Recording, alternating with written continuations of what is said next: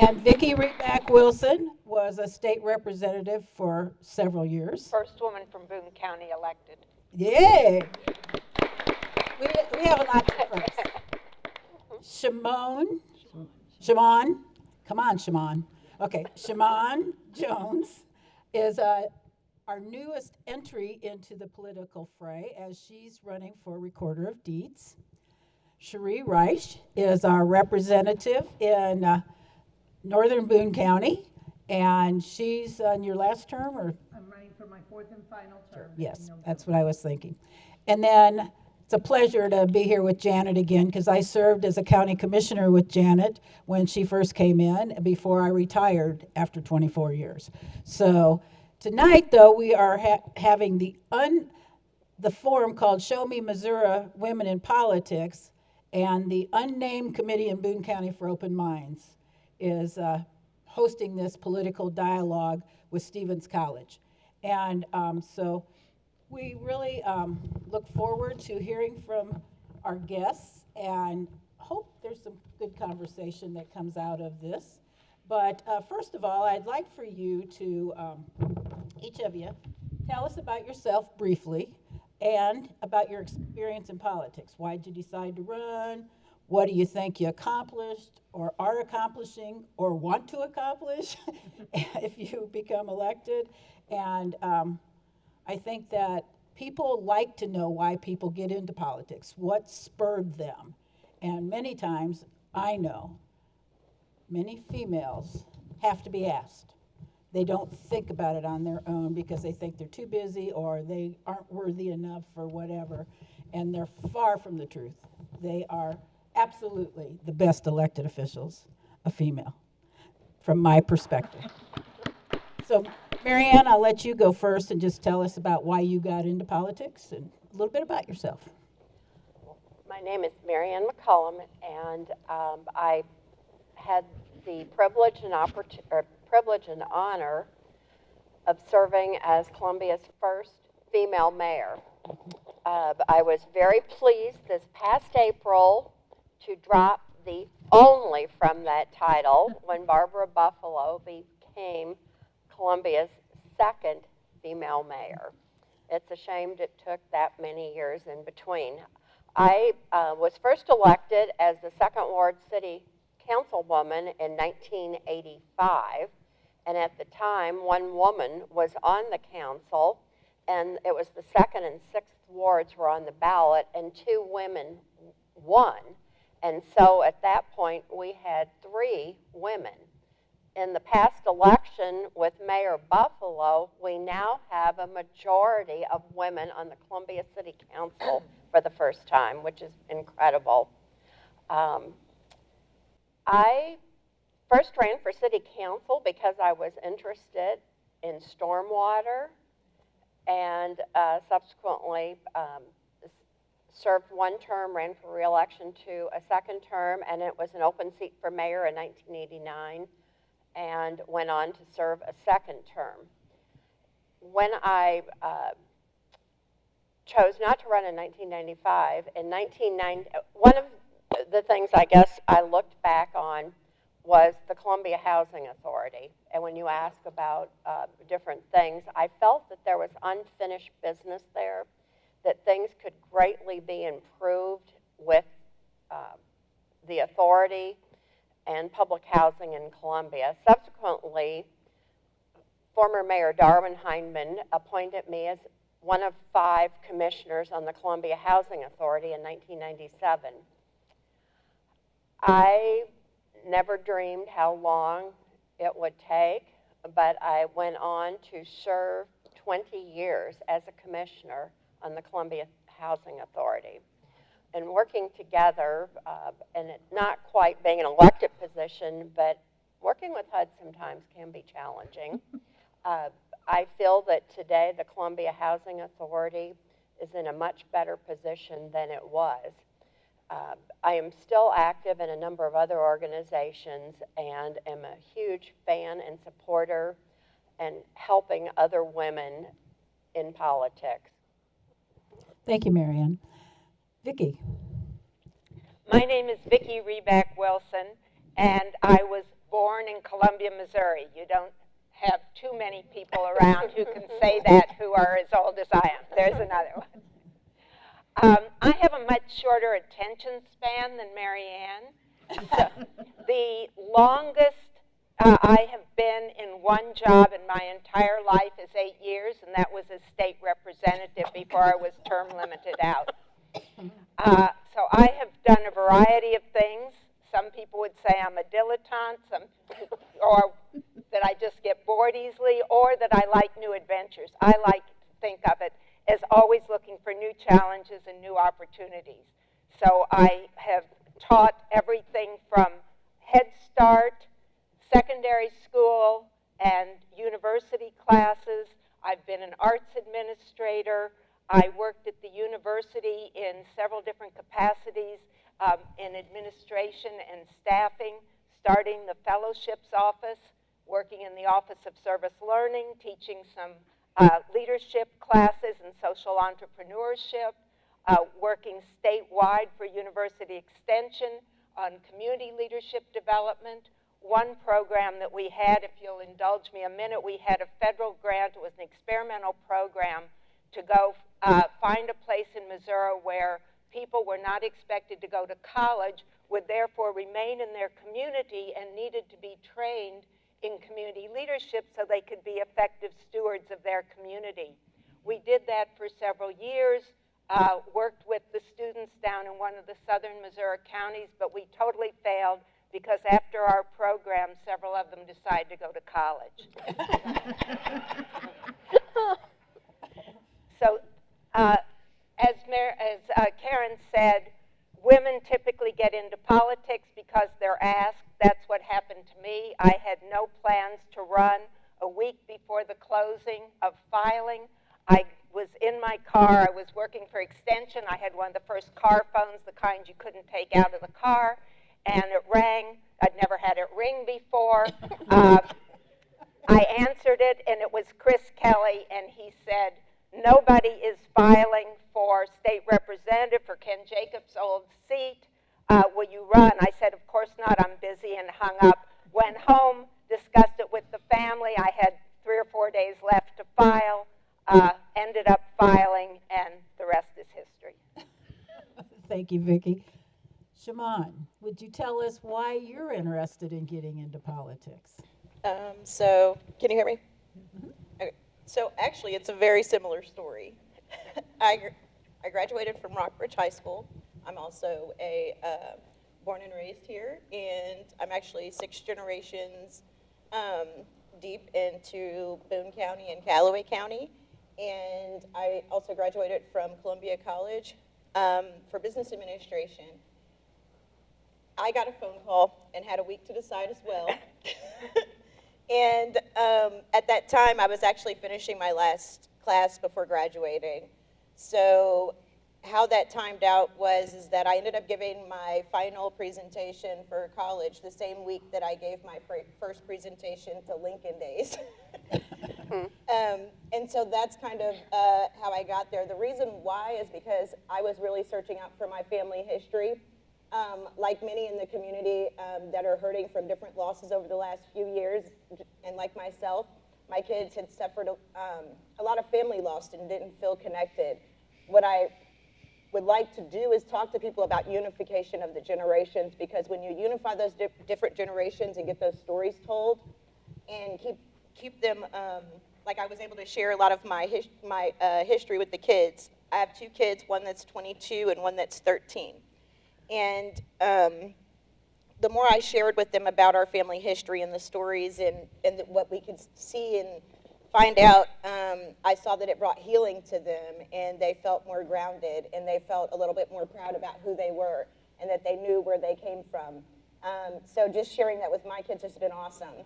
So I got the phone call because whenever I was diligently searching for those records, I noticed that on both sides of my family line, my mom's and my dad's, that they had names that were misspelled.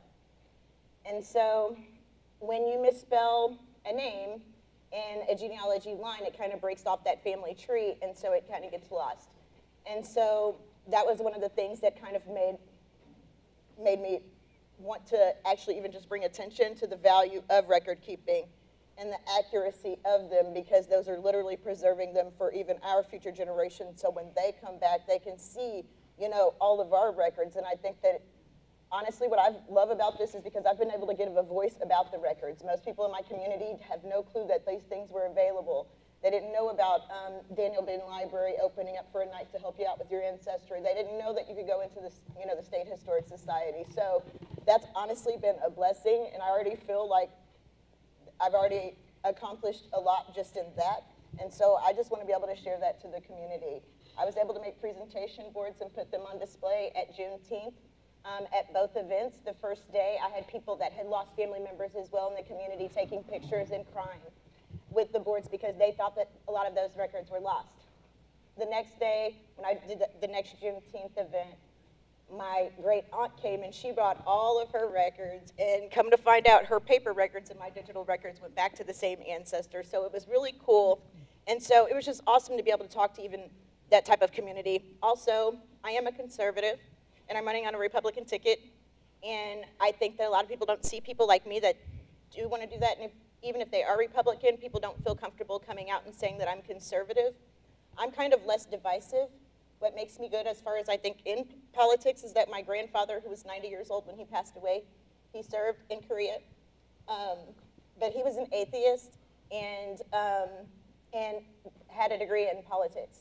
I grew up underneath a Bible-thumping mom, and so that was, it helped me to be able to communicate with people without being decisive and respecting other people's opinion, even though it's not like mine. And so I think that we need more of that also in politics, is where everyone can be heard, because I think that that's the issue, is that people just want to be heard. Thank you, Shimon. Cherie. Hi, I'm a 7th generation Boone Countyan. My grandkids are 9th generation. We came here to what is now Boone County, back before Missouri was a state, and it wasn't called Boone County back then. I'm a certified court administrator and a certified municipal clerk.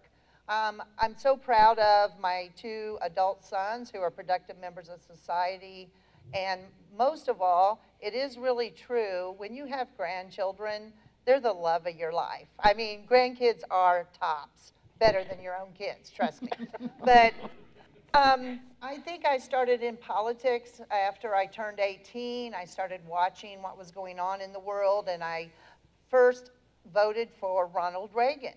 And I saw what we were coming out of as a teenager in the 70s, you know, interest rates over 20% and the economy and everything else. And I'm like, wow, that's not what I want to see for my children.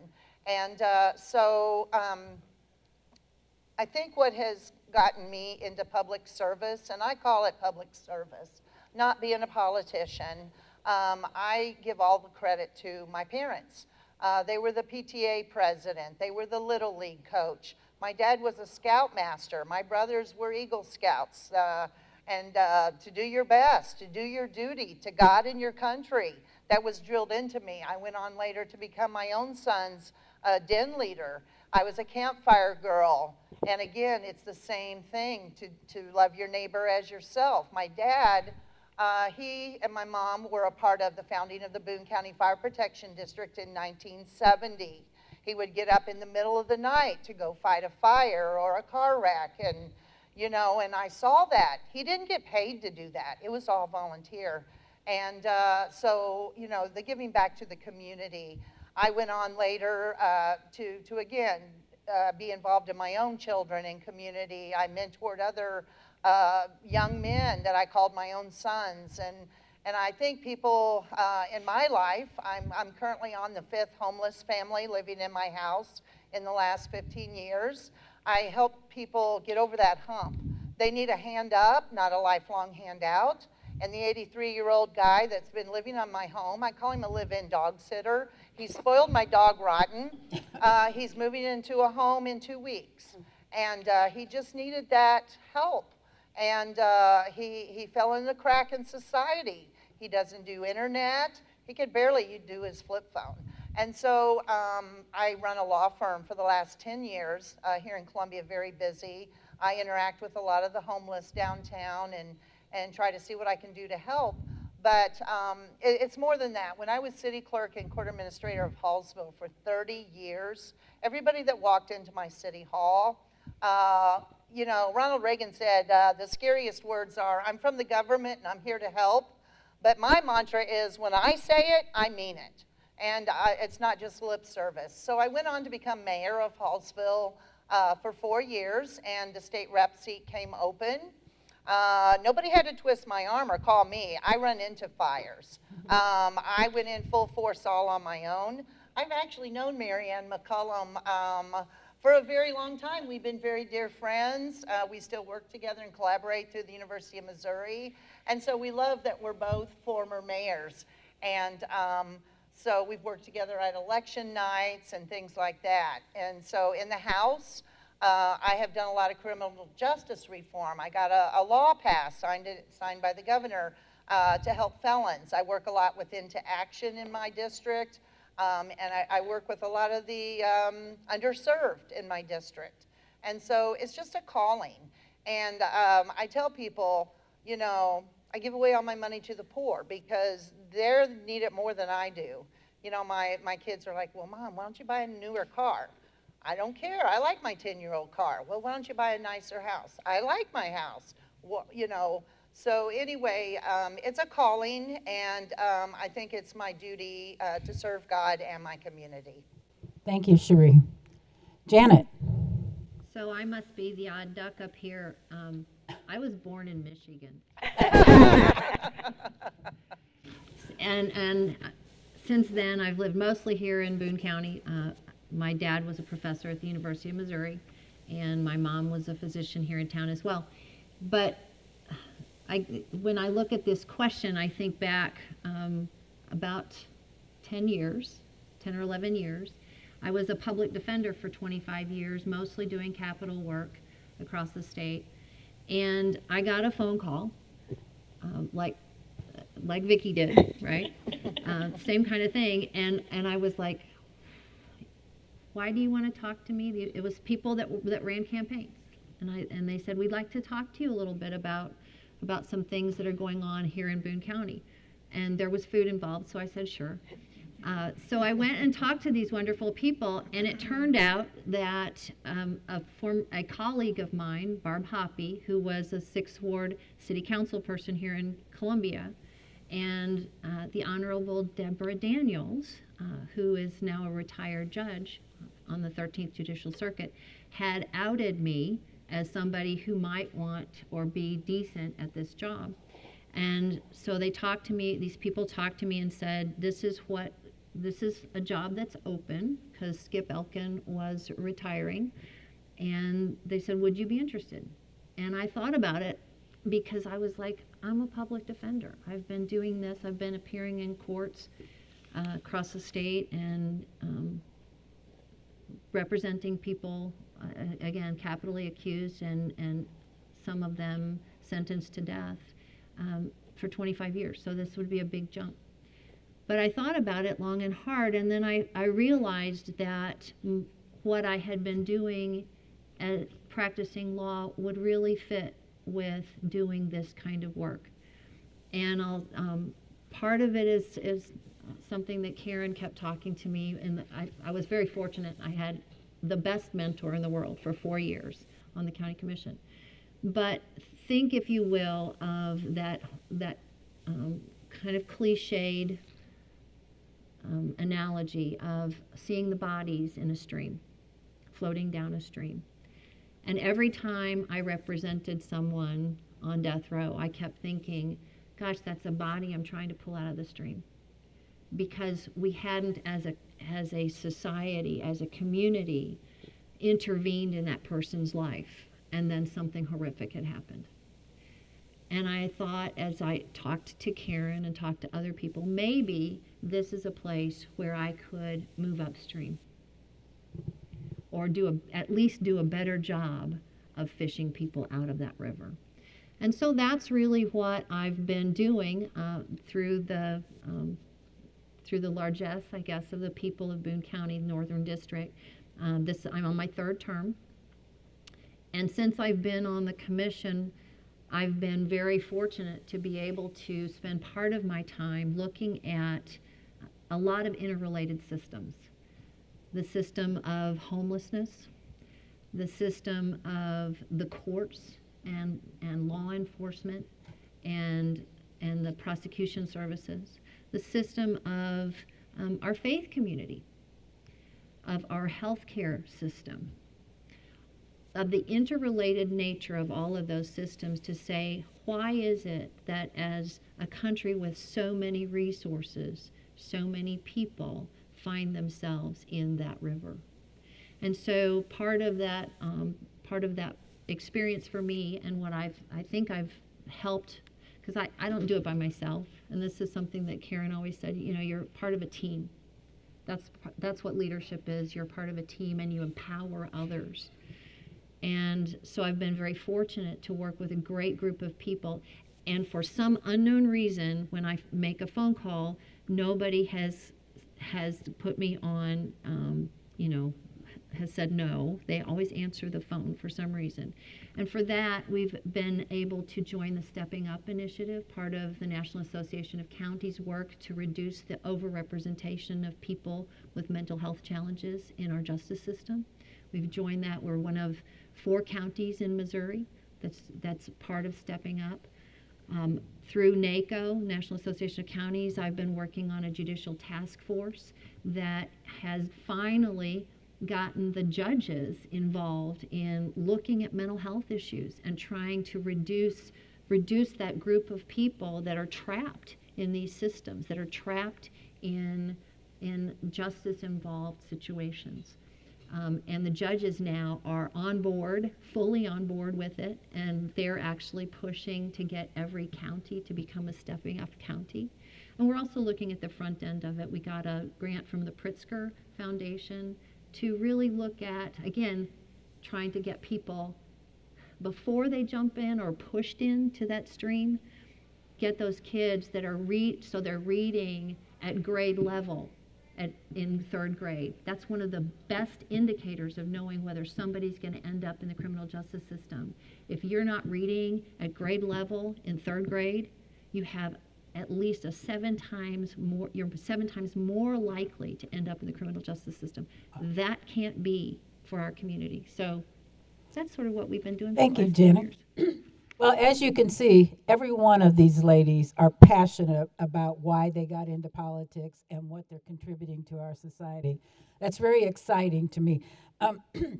Marianne, Vicki, Janet, you've represented several years of history with the local and regional Missouri politics.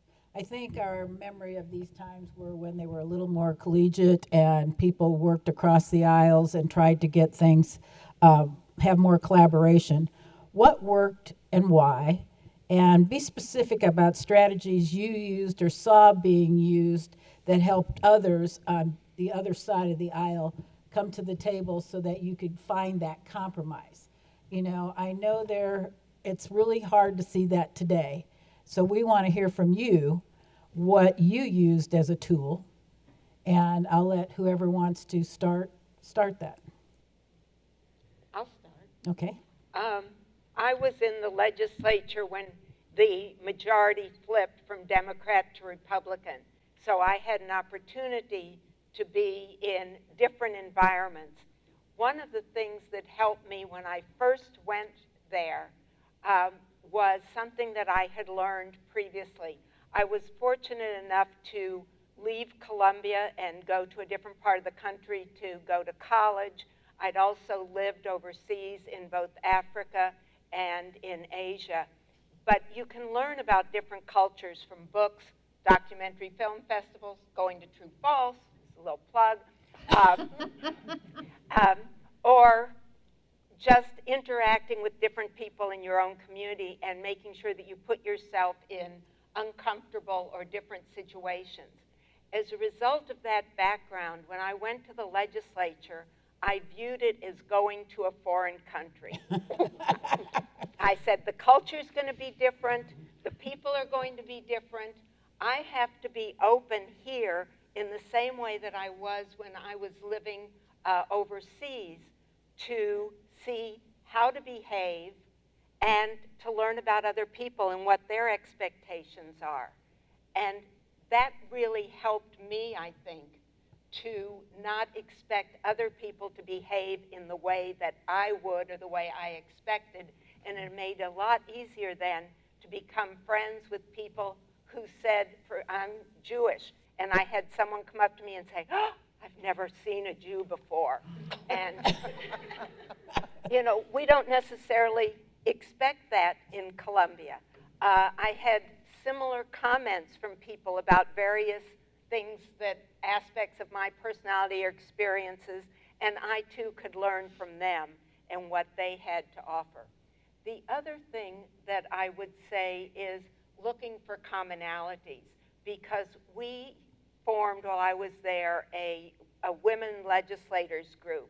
And one of the women said, you know, we should all get to know each other. This was, you know, cross-political ideologies and affiliations. Why don't we all go and get our nails done together? And some of us just said, well, maybe there are other ways to get to know each other. So actually, as we talked, we developed sort of an agenda of the female legislators, things that we could agree on across party lines that we would work on together. And that was very helpful. It wasn't that we agreed on everything, but we could always find something that we agreed on that we could work toward. And doing that together then opened the door to something else and the next thing. I understand now in Jeff City that, Sherry, you can comment on this, but sometimes they won't even go and drink at the same bar. We had parties together. We danced with people of the opposite party from different parts of the state. I roomed with Republicans when we went to national conferences. There was a level of collegiality that I believe is absent most of the time today, and it takes a lot of work. And it's not that we were doing such a great job. Part of it is the mood in the country. But I think that if we each work hard, we can always find something in common with another human being. Thank you. Absolutely right. I would be glad to follow up on that, because you absolutely. The organization that formed is bipartisan. We work closely together, and what we're so proud of in the 6 years I've been there is we have an annual fundraiser, and everyone comes. It doesn't matter what party you're with. And what we do is, I don't know what you all did back then, but we raise a lot of money, and we give out scholarships to high school senior women that are going on to college. And we give one in every congressional district. We give out 8. So it's usually a minimum of $1,000. I believe the last year or two we've raised so much money, we've given out double the scholarships. In addition to that, we give out a Missouri Woman of the Year award. And a couple of years ago was Columbia's own Verna LeBoy. And there is so many. I get to read these. I have co-chaired this with Tracy McCreary out of St. Louis. Tracy and I have become good friends, and we work together on this Woman of the Year award. And there is so many awesome women in this state from all 4 corners that this year we chose 2 winners. I mean, we couldn't choose a winner, so we chose 2 winners. I mean, it was amazing. They're just that amazing. And so I can't attest to the going out to a bar drinking because I don't drink alcohol and I don't go to bars. So I live close enough to Jeff City. As soon as we're out of session, I come home to my dog. So I can tell you in committees and after hours and discussions, every one of us in Jeff City has a different background, a different career path, life experiences. So I currently sit on the House Education Committee, and we have a Democratic representative named Paula Brown from the Hazelwood area, and she's been a lifelong school administrator. And so when she speaks up in Education Committee, just like the commercial I listen. And Colin and I have great Discussions, and I go to her for advice. We were recently on a panel on education, all over the place, and I complimented her all over the place because she is that knowledgeable. My forte is the judiciary or municipal government. So if people have questions along those lines, they'll come to me. Bipartisan. I'm glad to hear that. So There is You a know, lot 'cause of a lot of people- collaboration. I'm glad to hear I that. see. You know, because a lot of people think there's a lot of dysfunction in our whole country, you know, and is our things working collaboratively at all? And so, Marianne, what are your thoughts? Following up, I think Cherie hit on it, that you listen. And when you begin listening to people, you find commonality that Vicki touched on. And two things come to mind from my past experience. When I first came into office as mayor, the hot issue at the time was, what do we do with our wastewater? We all have something in common. We want our toilets to flush. Yes, we do. And do we want a pipeline to the river, or do we want something more environmentally responsible? And at the time, back in the late 80s, early 90s, former Mayor Doug Ely came to the council and proposed no pipeline to the river, but explore the idea of cattails cleansing the water. And of course, the rest is history. We listened to each other. We turned it around. In 1990, by 94% of the vote of Columbia voters approved establishing the wetlands with the conservation area now that is a literal showpiece for the country. Fast forward to present day, and I have spoken with Mayor Buffalo on this issue several times because I do have some opinions on roll carts. So from wastewater, we all want to get rid of our trash as well. And I think the key is listening to the people and finding those commonalities, and don't be afraid to compromise, which is something like at times it seems like watching Jeff City this past session, it was impossible to even have a civil discourse. It's amazing they got a budget passed. But in terms of local issues, thank goodness here in Columbia, I feel like our citizens are still willing to listen to each other and find that common ground. Thank you. Janet, do you have anything to add to this discussion? I do, and as Vicki gave her plug, I'm going to give the plug to the university. The law school has a dispute resolution center, alternative dispute resolution center. And what I think what you all are talking about is a practice that happens when you do mediation. And lawyers get a bad name, but we learn as negotiators to find that common ground. And it may not be, you know, there may be something that that polarizes both sides, but there's usually some place, some core issue upon which parties can agree. And so if you can find that first space, then as a mediator, that's what you do. That's what lawyers do if they're going to try to get people to find a way to negotiate to a settlement. You find that core issue upon which you can agree. And a lot of times it's something about as basic as can we agree that we'd like to have a cleaner water system? Can we agree that having a clean water system is a good thing? And from that, then you might end up moving out to the results that you ended up getting, Marianne. So it really is that question of listening and listening to each other and helping the two sides listen to each other and find that commonality. Find it, and it may be down here, and you have to move from that. And I think back to the unnamed committee, the conversation between Senators McCaskill and Danforth. And that's what they did. To work across the aisle, they had different opinions, but they found something core that they could agree on. That's correct. Thank you.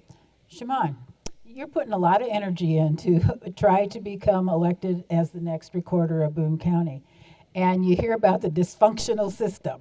What keeps you moving forward? And thankfully, you are. I mean, we're really proud to have people step up and give people a choice in elections. I think some of the saddest things we have is when there isn't a choice and people take their office for granted. And so I'm glad to see that there are elections at the county level going on. And so why don't you tell us a little bit about what you think, how do you think the county's doing? Are they dysfunctional? Are things going pretty good? Or what do you want to tell us? So I really don't have any complaints as far as like to who's in office. What I kind of wanted to do was just step out as a person in politics that isn't so divisive.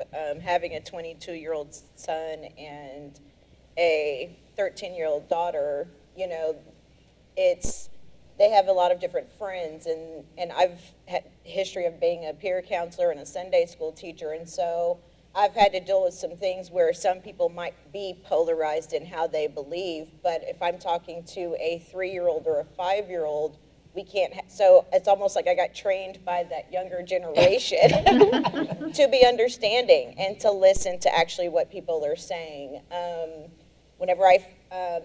What gave me hope, honestly, this last few years was the first time I ever did public speaking. I put together a prayer march, and that was downtown.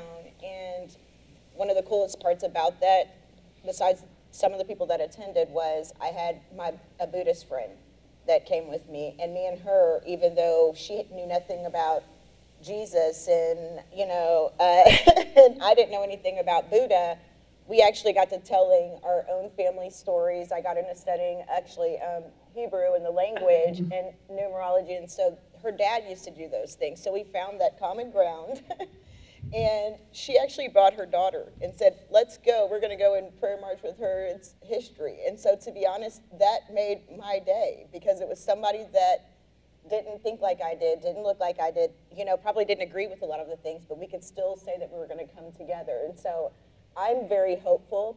You know, my son has a lot of friends that they reach out for advice, and so to even just know that they're searching for the truth and that they're searching for ways to cope or ways to get involved, I'm also encouraged about that as well. Thank you. You know, one of the things that really has set politics up for the way things are today is fundraising and money. And you know, you feel like sometimes you don't have a chance if you're not raising the most money. But you know, I always tell people, look at how they're working for your vote. And that's how they'll work for you when they're elected. If they just sit back and dial for dollars and don't get out and meet the people and learn about what the community needs, you know, that's the way they're going to be in office. You know, they may sit at their desk all day and never reach out to the community. So I'd like you to talk about the role of money in politics from your perspectives, any one of you, and at what level is it becoming a compelling factor, the influence of outside money in our local elections, in our state elections, in our county, city elections? I think that's something that bothers me more than anything. You know, I like to see the money raised from the people that are going to be voting and not from people on the outside. So I'm just curious as to what your thoughts are, any one of you, about money and how hard it is and how we can deal with it in the future if there is some kind of a compromise that can happen. If I may, I've just read it today that thus far, $43 million has been spent on the U.S. Senate race, which to me seems like an absolutely phenomenal amount. And then when I look at the candidates saying this candidate put $2 million of their own money into the race, I look back at 1989 when I raised and spent a little over $12,000, and my opponent at the time did $14,000, and it set a new record in local elections. And then you add a lot more zeros to that. And I guess just my thought, because from Vicki, the time you were there, and now with Cherie watching that, the influence of PACs. It seems like you can give to a candidate, or you can write a check to their PAC. And when you see anymore their latest cash on hand totals, it's both. And it is just absolutely amazing what that money is doing, I think. I agree. PACs came into being while I was in the legislature. I didn't like it then. I wouldn't take any PAC money, neither here nor there. I was criticized for that. But it has gone up exponentially since we started PACs. We used to be, the most you could give, I think, was $325 to a state representative. I had a primary and a general election for a total of $36,000 combined, and now that doesn't get people 1 week. I hate the money in politics, but it's coming from a place of being somewhat old-fashioned, if you will, when I talk to people, because I ran over 25 years ago, and things have changed. But I think to some extent we as a society have allowed them to change because we are complicit in wanting to sit back and watch an ad on TV rather than go out and hear someone speak in person. That's correct. And so it's going to take not just the politicians, and I use that word affectionately because I'm proud to have been a politician, but not just the people in power, but all of us agreeing that this is a broken system if we rely on money. And when I counsel people around here, I say, spend your time going door to door and talking to people. But that often doesn't work because of the way the system is. So I'm glad there are campaign limits, and there has been changes over the years of that dollar amount. It's unfortunate reality. People have shifted more in, say, putting an ad in your local newspaper to now you're boosting on Facebook or social media or whatever. But in the local market, for example, Columbia, Springfield, it's expensive to run a radio ad, much less a television commercial. It takes a lot of money. I was just talking before we started that it's great to be an incumbent like myself, but when you're starting out as a new candidate like Shaman, I mean, you have to buy signs or T-shirts or push pieces. You have to start from scratch with nothing. And being the recycler cheapskate that I am, I reuse my T-shirts and every sign. They may be a little beat up. This is my 4th and final time of using them. But I'm not going to buy new signs. I'm not going to buy new T-shirts. But it's a reality, unfortunately, to help get your message out. I'm more of a people person. I'd rather talk to people face to face. I'm actually in my district everywhere all the time. I go to every city council meetings, school boards, local events, every chili supper and spaghetti dinner out there, I think. I'm really proud of my little town of Clark, population 200. Every year I go to their city council meeting. I got them some money, and they just love me up there. They're like, nobody's ever come to see us before. And so it is about serving your constituency. And that face-to-face is so important. Sorry for jumping in again, but I never feel as good as when I'm somewhere downtown, farmer's market, wherever it is, someone comes up to me and says, you may not remember me, but you came to my door, I was too young to vote, and you talked to me, and now I vote. And that's, I think, what we all want, is to, how do we get people involved in the political process and concerned enough to want to do something active rather than just sitting and watching.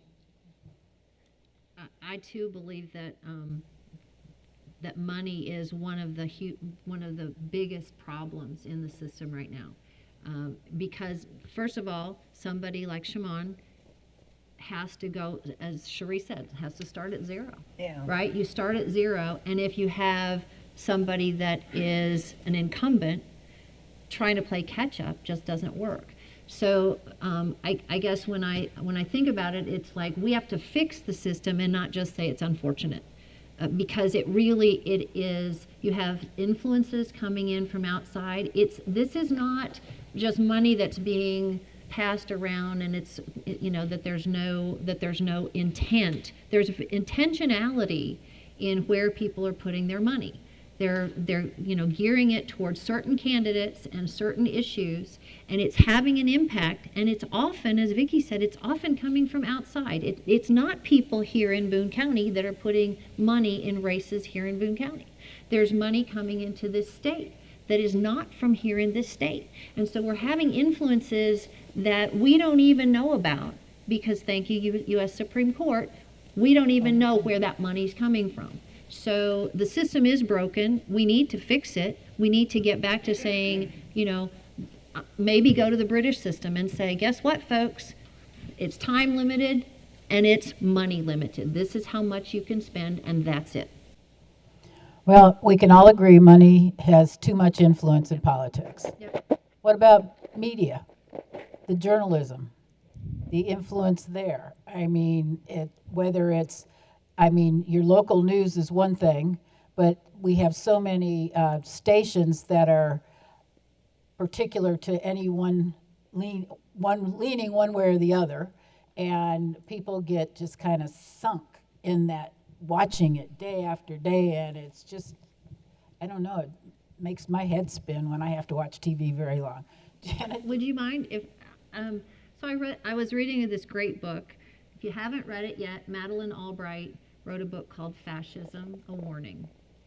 And she really gave a great frame to this question, because she framed the question about media in terms of what the world was looking at in the 1920s and 1930s. I know that sounds weird, but let's go back. Scott Crystal and I were talking about this right before this thing started. 1920s and 1930s, my parents were little people, and my mom always talked about the radio that they had, the first radio that their family had. And so news changed. It changed dramatically. How we got information changed dramatically. And all of a sudden it was broader. It had a broader scale. It reached so many more people. And people were hearing something that they maybe hadn't heard before. So the way information came out was very different. And they were hearing things that, people at that time were hearing about fake news. Same thing we're hearing now. Mm-hmm. That you can't trust this trusted source. That before then, people had read their newspapers or they'd talked to local people and heard about things and talked about issues in their community. And now there was this new thing called radio. And then it became TV. But now what are we looking at? We're looking at news that comes at us in so many different ways, and it comes so quickly. And we're told in the middle of all that not to trust what would have been a trusted source, not to trust what we thought were facts. Don't trust anybody but me.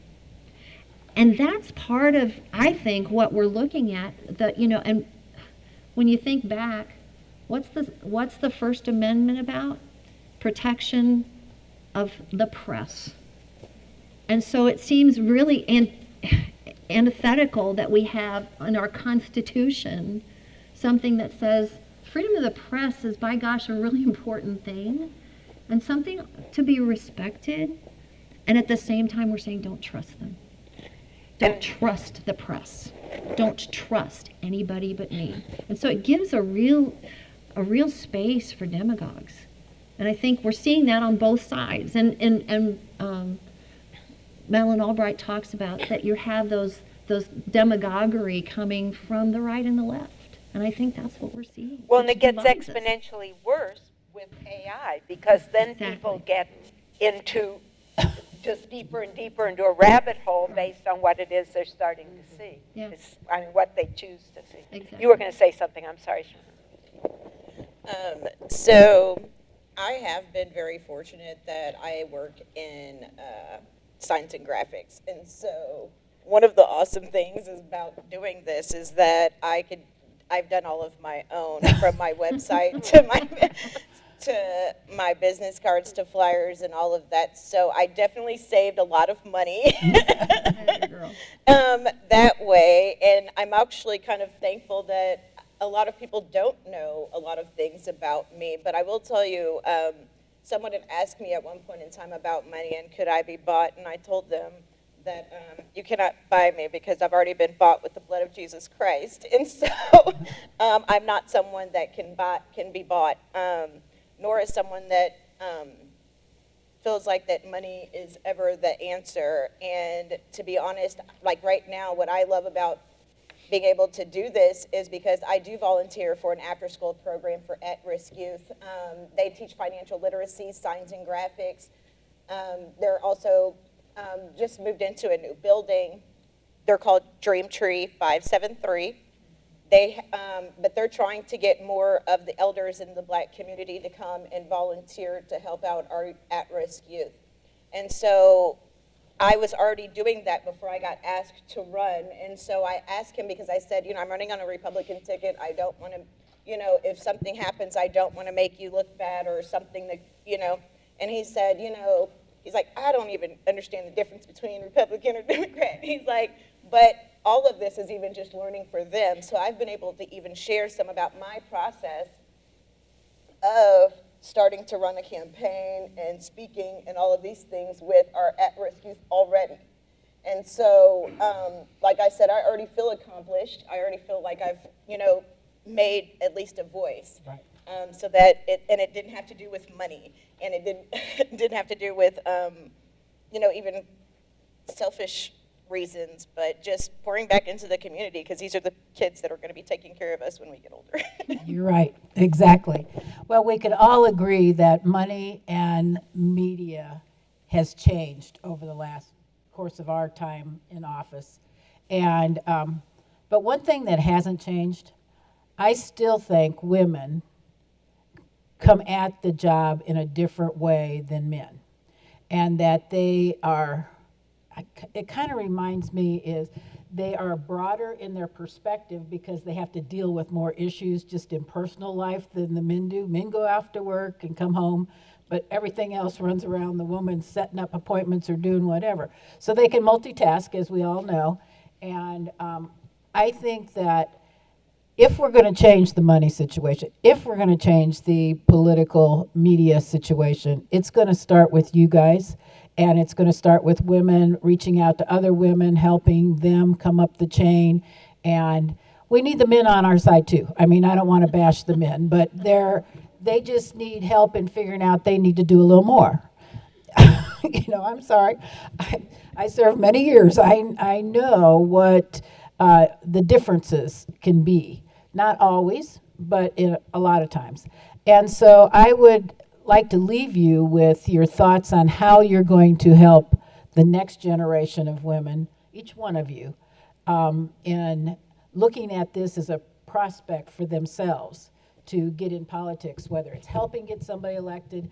I think if you ever help on a campaign, you're stuck in politics forever. It just sucks you in. So that's what we need to do, is get our young people involved in the campaigns and help them to find a way to be that voice as their generation comes up. Karen, do we have time for any questions? We got 1 minute.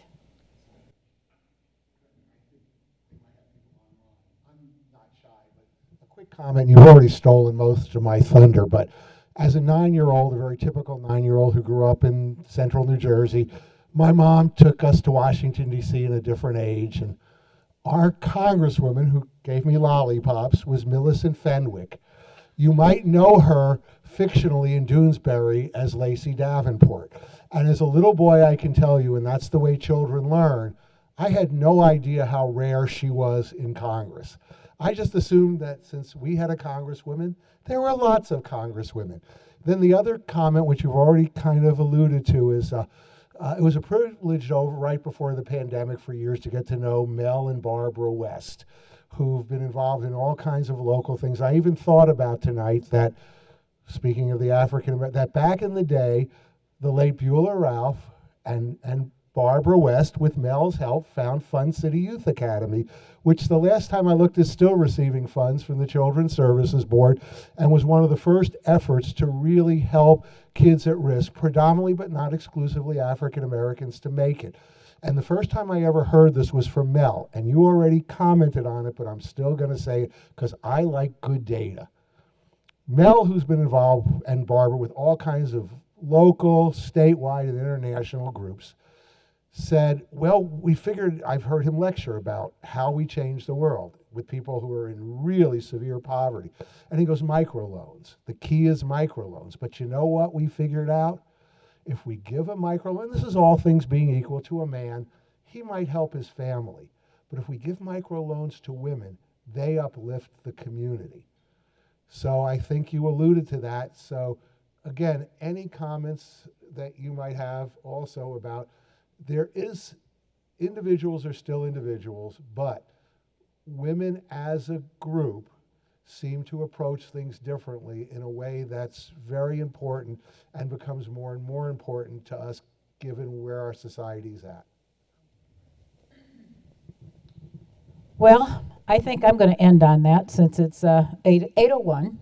And I want to thank all of you for participating tonight and sharing your backgrounds and how you got to where you are today and how you see things for the future. I believe we have a good future. I just believe that we have to work a little harder than we've been doing. As former elected officials, I think we need to step up a little more. And I wish you much luck, Shimon. Thank you. Shimon. And Cherie, I wish you luck in your last session of the House. And Janet, keep up the good work. Mental health is such a huge crisis in our community and all communities, and you've made a huge impact in what you've done as your time on the county commission. So thank you. And thank you, because I'm among legends, and so thank you. And Vicki and Marianne, you guys are always there when anybody asks. When they need help, they can count on you. I don't think it matters if they're Republican or Democrats. I think if they ask questions, you'll be more than willing to help, and that's what it's going to take, all of us working together. So thank you very much. And thank you, Karen, for all you've done.